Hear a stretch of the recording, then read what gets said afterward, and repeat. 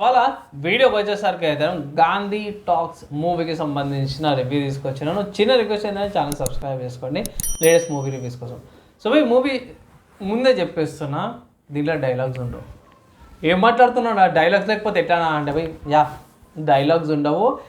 కొన్ని particular dialogues ఏవైతే ఉండో కొన్ని మెసేజ్ రూపంలోనో, కొన్ని యాక్షన్స్ రూపంలోనో, లేకపోతే బోర్డ్ సైన్స్ మీద పోర్ట్రే చేయడానికి ట్రై అయితే చేసిరన్నమాట. సో ఒక మంచి అటెంప్ట్ అనుకోవచ్చు. ఏందన్నా మంచి అటెంప్ట్ ఏందన్నా అంటే మాత్రమే నేను చిన్నగా ఉన్నప్పుడు మా తాతలు కానీ నాయనమ్మలు కానీ అమ్మమ్మ పెద్దనాన్న వాళ్ళు చెప్పేటోళ్ళు అనమాట.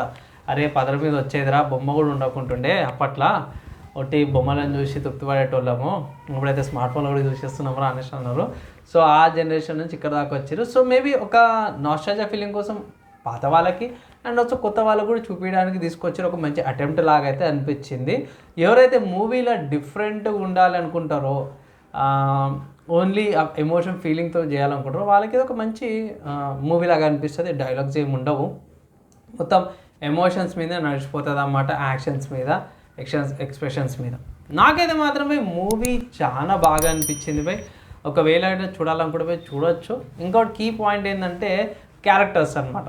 సో మన మెయిన్ విజయ్ సేతుపతి గారు కానీ అరవింద్ స్వామి గారు వీళ్ళ క్యారెక్టర్స్ మాత్రం ప్రాపర్గా చూపించారు. అంటే ఒక పైస ఉండి అన్ని ఉండి కూడా ఒక పర్సన్కి అండ్ ఒక పైస లేని పర్సన్కి తేడా ఎలా ఉంటుంది అనే దాని మీద, కష్టాలు ఎట్లా వస్తాయి, ఇతను ఎలా కోర్టుకు సంబంధించిన బాధలు ఎట్లా పడతాడు, మన విజయ్ సేతుపతి ఎట్లా కోర్టుకు సంబంధించిన బాధలు ఎట్లా పడతారు, వాళ్ళ తల్లి గురించి ఎట్లా కష్టాలు పడతారు అనే దాని మీద బాగానే చూపించారు అన్నమాట.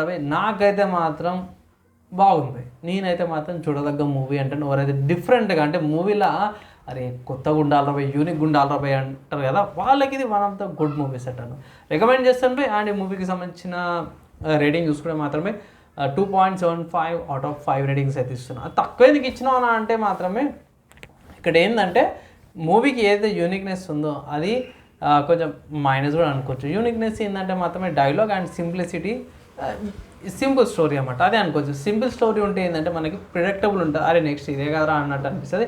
అక్కడక్కడ కొన్ని ట్విస్టులు ఉంటాయి పోయి, నాకైతే పర్లేదు, యాక్సెప్టబుల్ అనిపించింది. సో వాచబుల్ మూవీ అనమాట.